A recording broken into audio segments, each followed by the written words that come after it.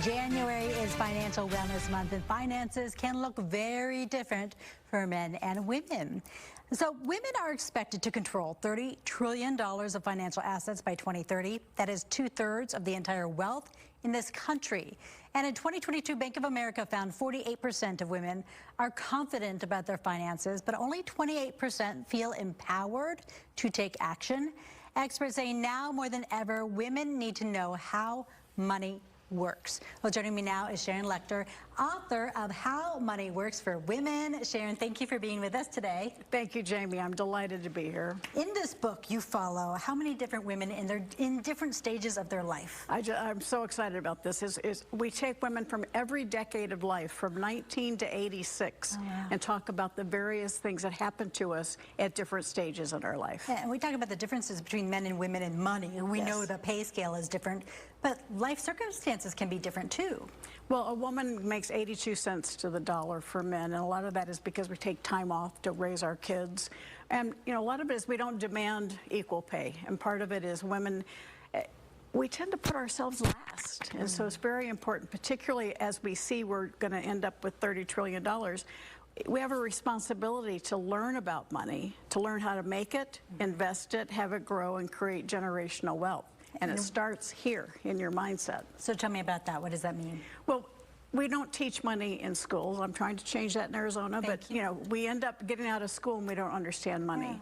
And we have this scarcity. We're afraid of it because we hear things like pinch your penny, save for a rainy day, and we can't afford it. So that we grow up hearing money negative, so we have this scarcity mindset. So we're afraid we're never going to have enough money, and when we get some, we're afraid we're going to lose it. And so it starts by understanding money and start changing that scarcity mindset to one of abundance.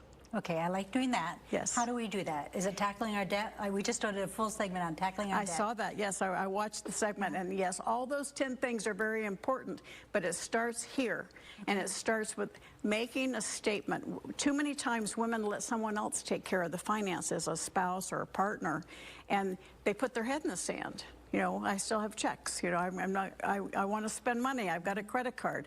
But we have to stand in our own power and take control of our financial lives, because if we don't, no one else will. All right. So women are we're better investors. The stats show it.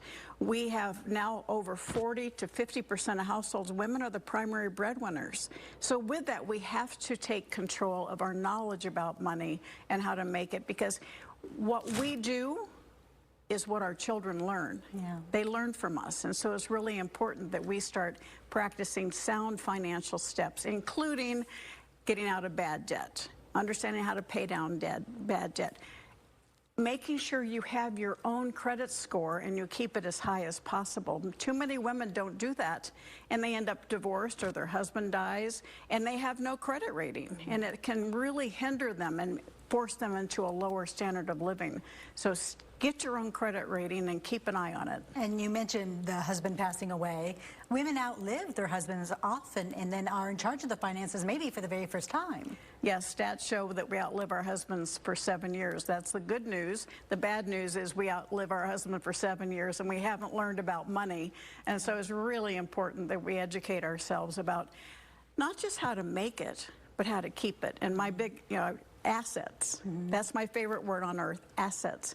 Income producing assets. That's how you create long-term wealth. Not working harder, longer, a second job.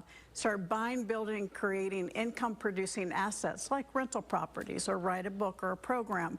Put your money into the stock market so you have assets that are generating income for you. Sharon, we're out of time, but we got to have you back. Yes. You're going to help us get rich in 2024. I'm ready. I'm ready. I'm ready too. Thank you so much. Great to see you. And of course, you probably want more info on Sharon's book, right? Go to azfamily.com, download our free AZ Family News app, click on the Seen on TV tab.